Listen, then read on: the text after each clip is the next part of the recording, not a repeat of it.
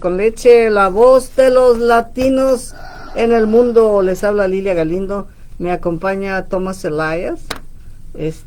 Vamos a darle la bienvenida. Él es una persona, un columnista que escribe 2 veces a la semana en el Antelope Valley Press, pero también en muchos otros periódicos del estado de California. Analista político, y vamos a darle la bienvenida. Buenos días, Tom. How are you? Very well, muy bien. And you?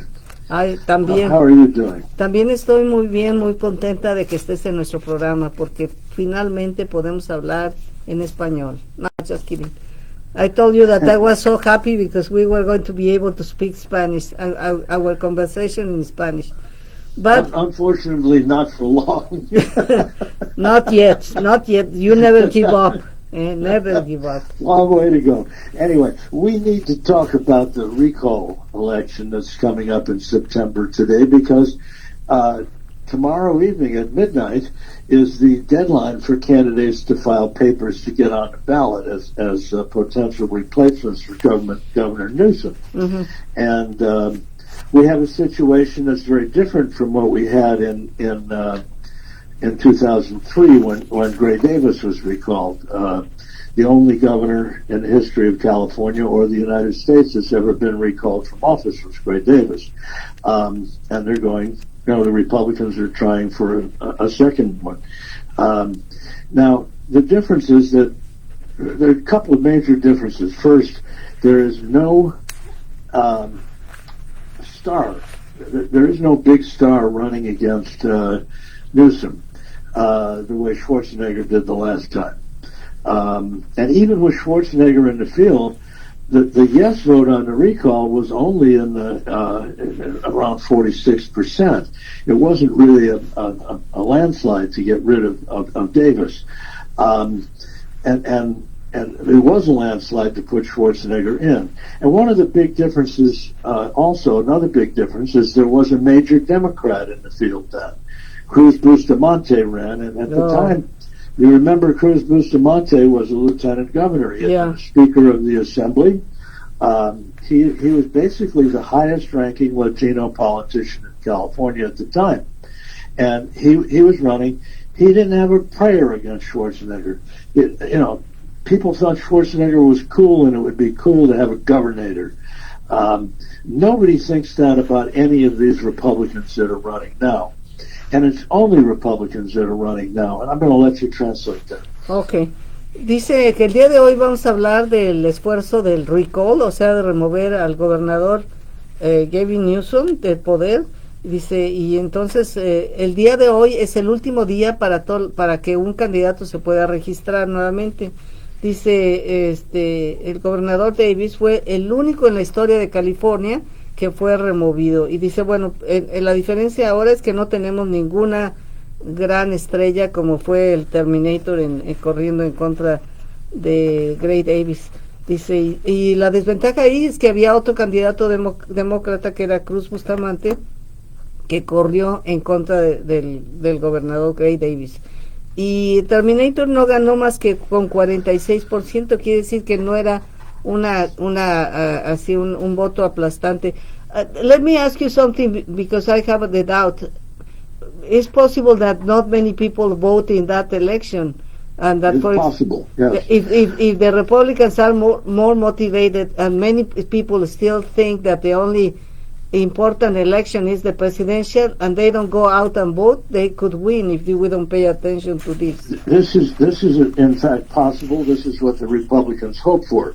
The Republicans know they can't win a regular election in California unless they already have someone that's an incumbent in office.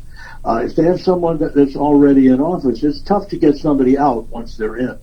And so they're hoping that they get somebody in now, and then next year when the regular election comes up, that person will be able to keep the office. Because if Newsom is dumped, we don't really know who the Democrats might put up. There isn't any Democrat right now that's super prominent that could be put up to run against a Republican governor next year. So, but Newsom's strategy from the beginning has been to cast this as a Republican attempt to keep to take him out of office and to sneak into the office themselves when they never could do it in a regular election. And the way that he's casting it as strictly a Republican attempt is they've done everything they could, Newsom and his people, to keep any Democrat, any major Democrat, I should say, anybody you've ever heard of, off of that ballot. And so far that's happened. But we don't know yet. We still have 2 days. Today or tomorrow, somebody like Antonio Villaraigosa, who's no big friend of Newsom's, might get onto the ballot. You remember that Villaraigosa ran against Newsom in the primary last time in 2018, and he ran pretty well. Villaraigosa did. He ran better against Newsom than the Republicans did in the fall, for sure. And if somebody like that gets on the ballot, then this recall could go a completely different way. But right now it's being cast as strictly a Republican thing. And Newsom is maintaining that theme, and the Republicans are going along with it. They're trying to get as many Republicans as they can onto the ballot, because each one of these Republicans has some kind of a following, like Larry Elder, the talk show host. The Republicans figure there's probably 1 million people that listen to him all the time in California, and that if all of that 1 million people comes out and votes for the recall, that's 1 million that they might not otherwise get. And so they want Elder in the race. And the same for Faulconer from San Diego, the former mayor of San Diego. Mm-hmm. He has a following, people that liked him when he was mayor of San Diego. And not all of them are Republicans. Faulconer wasn't such a terrible mayor down there. He had his faults, but, nobody's perfect. So the upshot is that there is much more enthusiasm right now on the Republican side, as you pointed out. And in a special election, as you say, most people figure the only time they need to vote is for president. Mm-hmm. But if you don't think a governor is important, think about what Newsom has done in the last year. First of all, the vaccine rollout in California has been much, much, much better than in almost any other state. The only other state that's done better is Vermont, and that's very tiny in terms, and I'm talking in terms of the percentage of the population that's gotten vaccinated and the percentage of a cut down in COVID cases as a result of everybody getting vaccinated. So Newsom has done a good job there. Think if you're a tenant and you lost your job because of the pandemic. Newsom has got a budget now that's going to pay your rent for the last year and a half.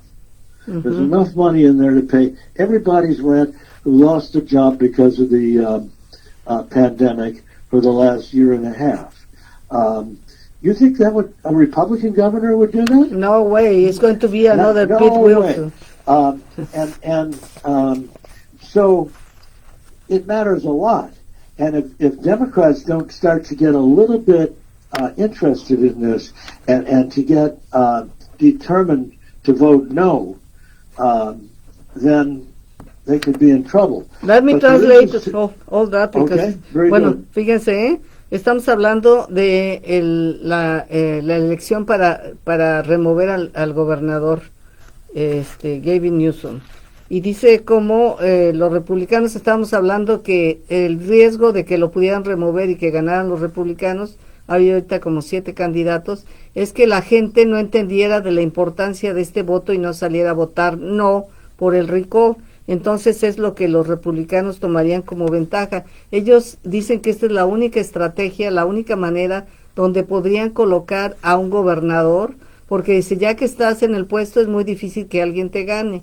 Entonces, como los republicanos son muchísimos menos en California, pues va a ser muy difícil que ganen en una elección regular. Y dice, y entonces dice, como ahorita todavía no hay ningún otro demócrata que esté corriendo, aunque podría dar la sorpresa Villaraigosa, pues entonces, si entrara Villaraigosa a competir en contra de Gavin Newsom, entonces podría dañarle.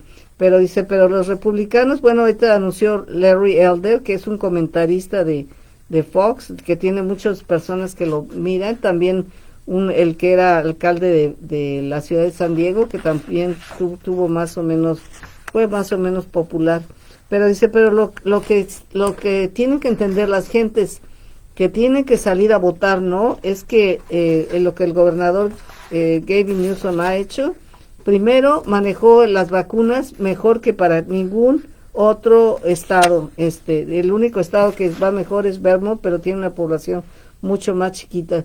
La disminución de los casos de COVID ha sido gracias a esos esfuerzos de la vacuna, y ahora con este programa que está ofreciendo para pagar las rentas de todos aquellos que fueron afectados por el COVID y que deben sus rentas, también eso lo va a pagar. Hay un programa donde lo puede pagar. Así es que, ¿ustedes creen que un gobernador republicano va a hacer eso por aquí, por la comunidad? No way, José. Así es que hay que salir a votar. Tom, time is gone. Tell me just goodbye. Okay, there's one other, just the last thing is, okay. Like in every other election, everybody who's registered to vote is going to get a mail ballot sent to them, this time in California. And 87% of the votes cast in the last election, last year, were cast by mail because everybody got one of these things in the mail. So it's going to be very easy to vote in this election. And so if you want to keep the kind of policies in that Newsom has done, like the rent payment policy, then you have to vote that ballot that you're going to get in the mail. Perfect. If you just throw it away, then you're going to throw away your that future policy, and there's a good chance that money will be pulled back. Okay, va a llegar la boleta por correo y tenemos la oportunidad de votar para que podamos continuar con este gobernador que verdaderamente ayuda a la gente. Así es que thank you very much, Tom. It was a pleasure to talk to you. Hasta la vista. Lilia. It's a pleasure always. Bye bye. Thank you. Bye bye. Nos vemos, amigos. Muchísimas gracias por haber estado con nosotros.